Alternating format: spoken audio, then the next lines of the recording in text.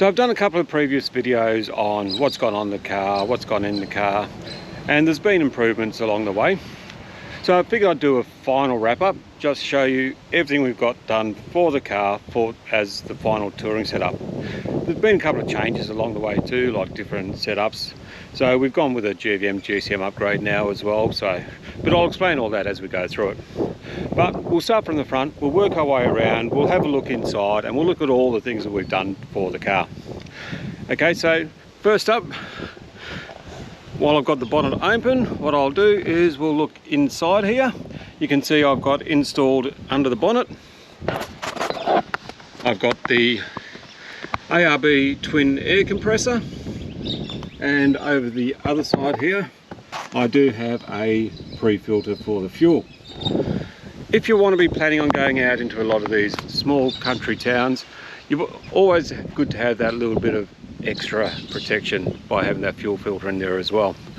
And the other thing we've got to help protect us when we're out bush is we do have a safari snorkel on here as well.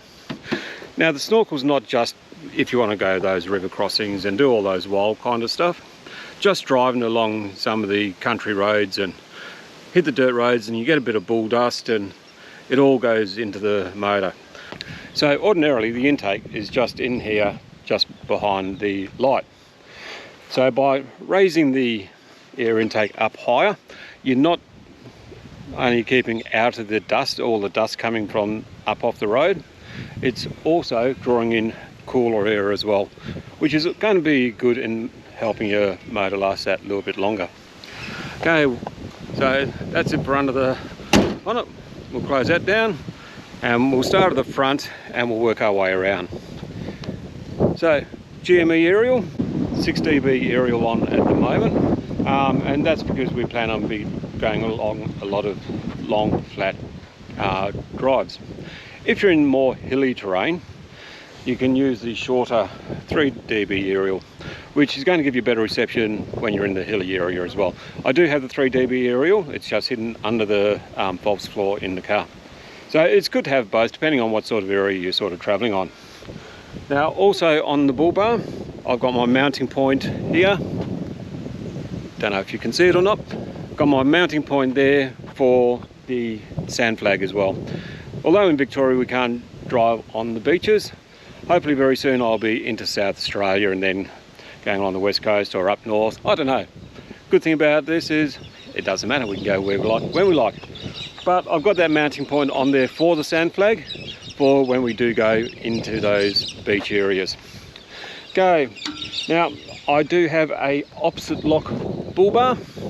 I do have the 3 hoop bull bar.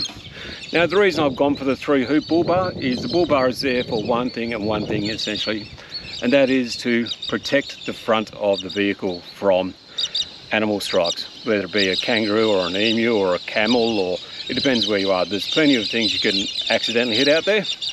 And while I am going to try and avoid night driving as much as possible, sometimes you might get caught out. Now the 3 hoop bull bar is going to help protect my headlights as well.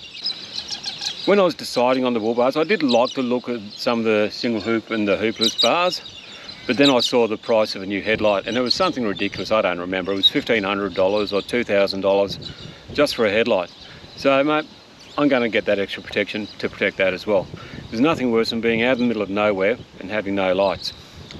Okay, speaking of lights, we've got the Road Vision 9-inch lights here, and I do also have a Road Vision bar up the top there as well. So I've got plenty of lighting. So the spotties on the front, they're going to give me some distance so I can see way off into the distance. The bar up the top gives you more spread so you can see better on the side of the road, which is where those unruly critters are usually hiding. So it's good to have a combination of both. And I've gone with Road Vision. Look, again, I looked at some of the top name brands and all the rest of it, but I had Road Vision on the last car and they did a magnificent job. I couldn't see the point of paying that huge price point when these have been reliable, they still got a good name. They don't break down on me, and they throw a lot of light. So what more could you ask for? I'm not going to pay anything just for a brand name. Speaking of brand names, let's talk about the bar. So when you look at the price of some top of the range bars, you're looking 5-6 grand. Bloody ridiculous. I found this opposite lock bar. Actually, I find it looks quite nice on the car. So it's got it's a winch bar, so I've got my Runva winch in there as well for when I need it. The bar comes with a bash plate at the front there, and these recovery points, they're nice and easy to get to. I've looked at a lot of the other bars and you've got to be crawling right under to try and get onto those anchor points. But look, when you're buried in the mud or you're in a hurry, it's the last thing you want to be doing. If you've got nice, easy access to them, look how easy that is. So I actually really like these. And again, it looks good. You might not agree, but I don't care. I like it, does the job well. Okay, so let's work our way around the car. So as we're going around, now I've got these monster wheels on. Now the reason I've gone with the monster wheels is because I knew even before I had it done that I was going to get a GVM and GCM upgrade, which means I was going to need higher rating wheels, and these ticked the box. I find they look quite good. Somebody's already commented on one of mine, they don't think it suits it, but that's their opinion again. But I do have the exact same wheels on the Caravan as well. Now these are a 17-inch rim. The reason I did go smaller is that extra sidewall. That extra sidewall, when you're out bush, is going to make it a lot easier. If you're on the sand, it just means you can let your tyres down and get more of a balloon effect, which is going to help get you out of that sand as well. So exact same wheels on the car and Caravan means I don't have to carry as many spares because they're interchangeable between the two of them, which is always a bonus, especially if you're going to go into a remote area. Okay, now if we can have a look in here, you can see that I've got in there the Lovells suspension kit. It's got the GVM and GCM suspension. Now it's adjustable shocks, and I'm still playing with them a little bit to see how we go. So when I've got the Caravan on, I've adjusted the rears to 3, left the front ones on 1, which seems to give me a pretty good ride at the moment. So I'll still play with them a little bit and see if I can adjust it, find that perfect spot. But the way it is at the moment, I'm liking it at the moment because the van is 2.8 tonne and that works quite well. Now the reason for the GVM and GCM upgrade wasn't that I was overloaded in the GVM when I had the Caravan on, but it was putting a lot on the rear axle. So the rear axle was overloaded. So the GVM and GCM upgrade sort of overcomes that issue. So that's the way I've gone with that. So the other thing you got to remember is while you do get things like weight distribution hitches or airbags, they're not really going to solve the problem of the rear axle. And a lot of people are going to say, wait, the weight distribution hitch is going to throw it to the front, etc. Well, that's true, but what you've got to remember is if you've got, let's say, a 300 kilo tow ball weight, that 300 kilo tow ball weight, because it's away from your rear axle, it means you've got to leverage here. So it's going to end up being about 450 kilos worth weight on your rear axle from that 300 kilo tow ball weight. Now, when you put a weight distribution hitch on, yes, it will transfer some of that weight to your front axle, but in order to use a weight distribution hitch, it means your tow hitch is going to sit further out from the car because it won't fit on the OEM one, which means when you push it further out, it's going to have more effect on the weight. Maybe not quite as much, but it is still going to have an effect as well. So you can go through all these ifs and buts and patch jobs and things like that, or you can just solve the problem and increase the capacity of your rear axle. And the other thing to note about a weight distribution hitch is they're not well, first up, Ford don't recommend them, and the other thing is if you're going to go off-road, and hopefully most of us buy four-wheel drive because that's what we want to do, you can't use a weight distribution hitch off-road. Now, with airbags, I do have airbags on this as well, just to help it just sit really nice. I found since I put the upgrade on, I don't really need them as much, but it just gives it that little bit of a lift.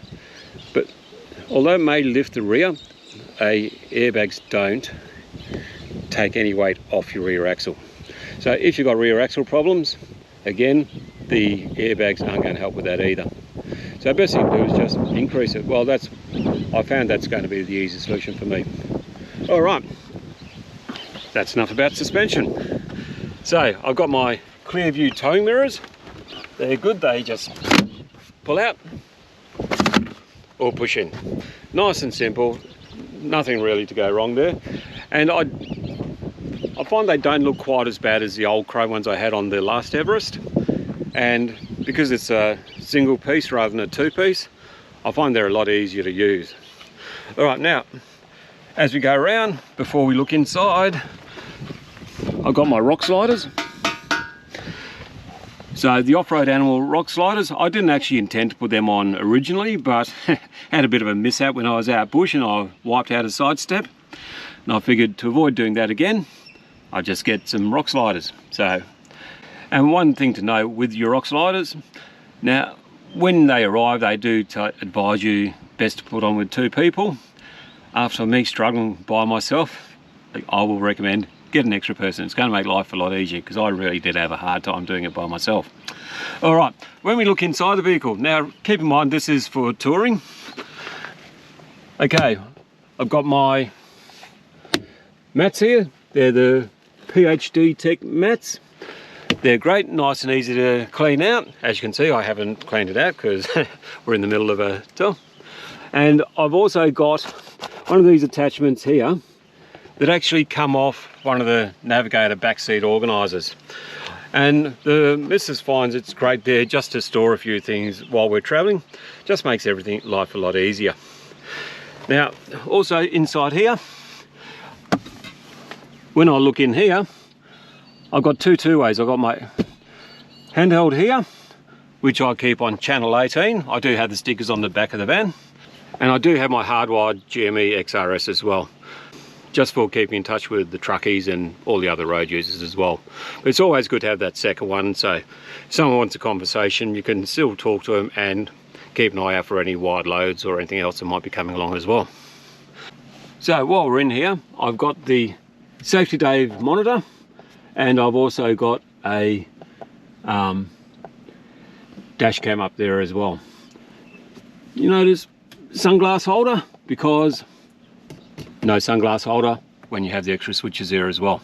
So I've got the switches there for some side lights, for the spotties, and for the light bar as well.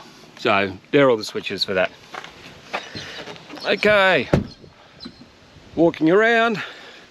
Now you'll notice here, I don't have any seats other than the front 2. So this is the first Everest that I know of that is actually registered as a van. It's not registered as a wagon, it's registered as a van. So it's had all the seats, all the seat belts, everything pulled out, had the engineers sign off. So I had it upgraded when I did the upgraded suspension, because the engineer signed it off on the whole lot at the same time. But just say it's going back for twice, I just asked the question. All right, so that just made life a lot easier. It means I don't have to worry about rules and regulations in different states as I go around. It's actually registered as a 2-seater, as a van. Now, inside here, I've got my cupboard here. In my cupboard, got a little table to work with. I've got my jet boil, tea and coffee, plates and pot. Got my mugs, extra jet boil canisters. Up here is my charging station, so for the Makita drill, for the Ryobi blower and chainsaw, drone batteries with that, which aren't in there at the moment, for the GoPro batteries. So I've got all that set up in there, and when I close it up,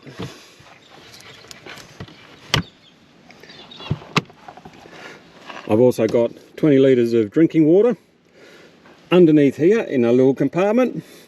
I've got a couple of little fold out camping chairs. Now if you look down here, not sure if you'll see it, but I'll throw some photos up. I've got my inverter and my dual battery set up. So 220 amp hours of battery, 2000 watt inverter, just to help things going. So I've got this car set up, so if I can't get the Caravan somewhere, I can unhitch the Caravan, I'll throw the swag on the roof, and we can just live out of the car. So it's all pretty well set up for that purpose. Okay, now up top here, bushwhacker awning.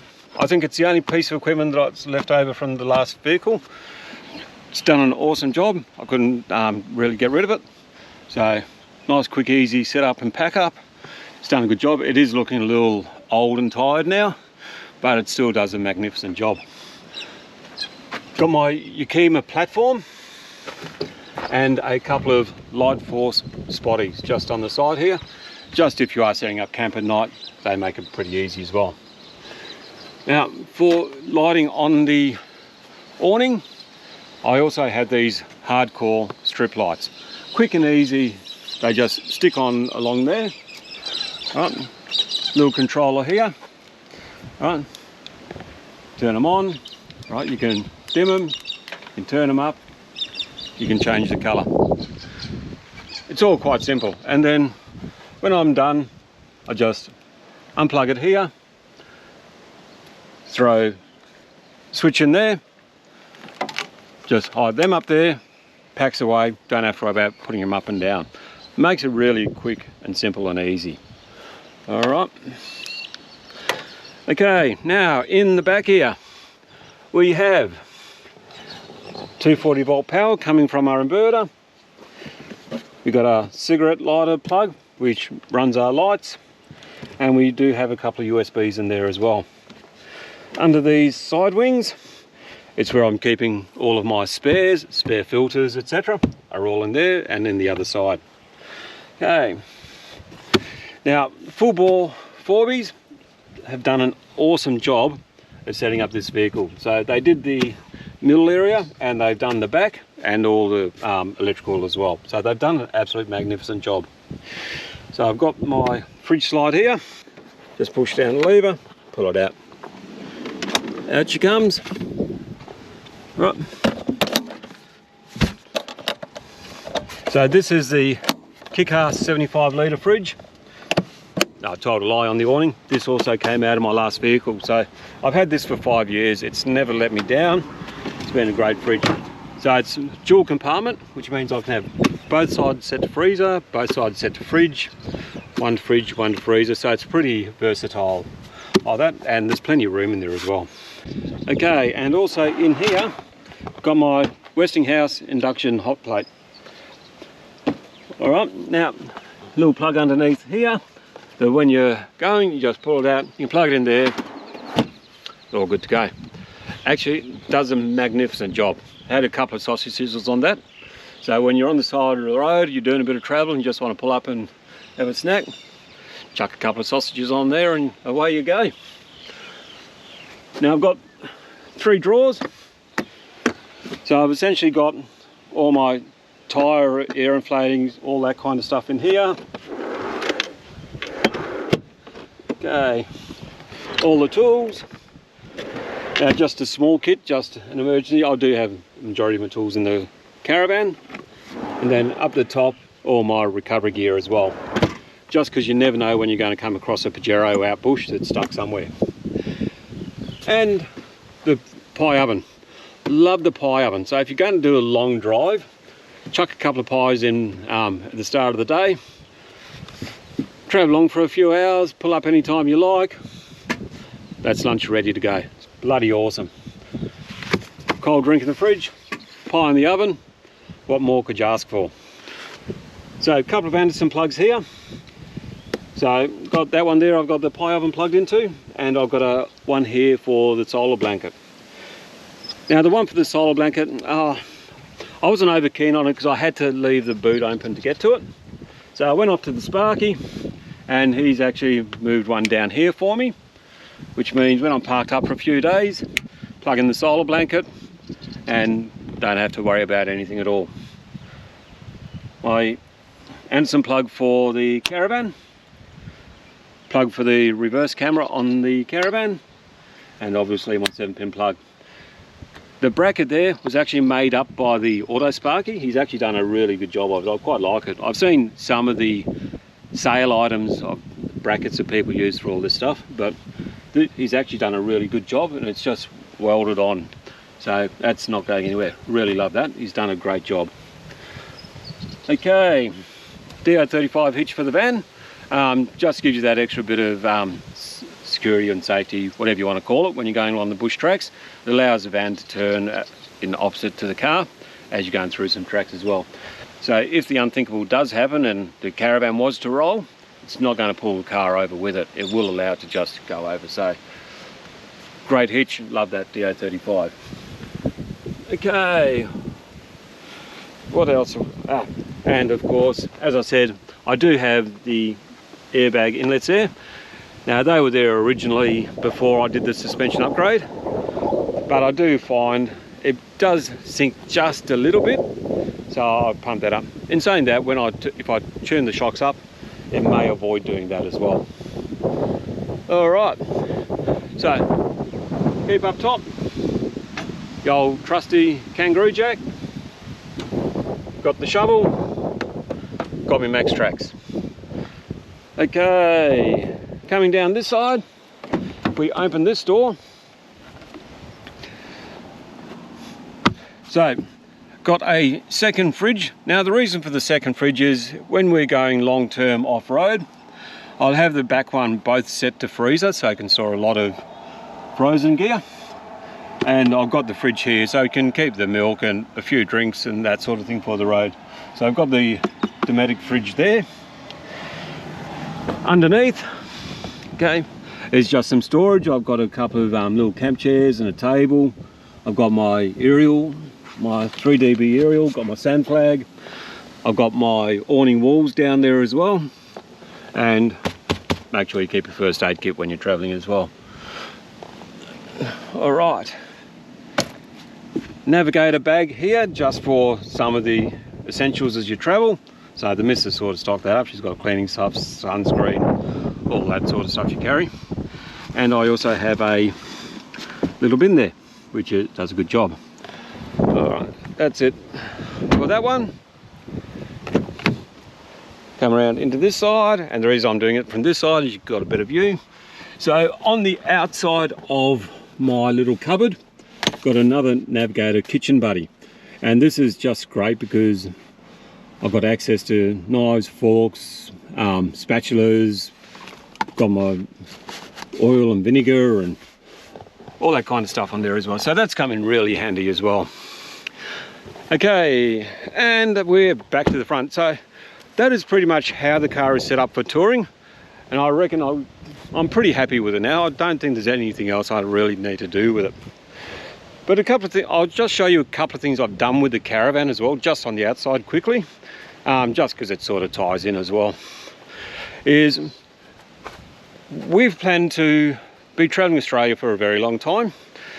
So obviously people get older. As you get older, you start to struggle a bit more. So I don't have to make changes in the future. The sort of things I've done is I've got the blackjack here instead of the old wind-up jockey wheel. Now the big reason between that one is I've had I might go back to days when I was shearing, but if my back goes on me, I could be laid up for weeks. So if the missus needs to take care of it, heaven forbid, because that means she's going to be driving my car and we really don't want that, but it makes it easier for the missus to be able to handle that, or myself with a sore back as well. The other thing I've got here, I've got these wind-up legs. Now, the good thing about these, just put the battery on them, up and down they go, and you've got no problems at all. And again, like I said, down here, the wheels, exact same wheels I've got on the car as well. That's just to make life that little bit easier. And round the back, we got 3 diesel jerry cans, And we've also got one there of petrol, which I'm going to change over to AdBlue. And the reason for that is we don't need petrol anymore. Why don't we need petrol? Well, we've now got a bucket load of power in the van, so we got rid of the generator and we can just worry about having extra AdBlue while we travel. Alright, so that's pretty much my setup as it is. If you've got any questions, just comment below. Now the other thing I will mention is trying to get a lot of this stuff available for the car, because when you go four-wheel drive shopping, it's not all readily available. So what I'll do is, as much as I can, I'll get links to where I got a lot of them from. So I did get a lot of them from various outlets.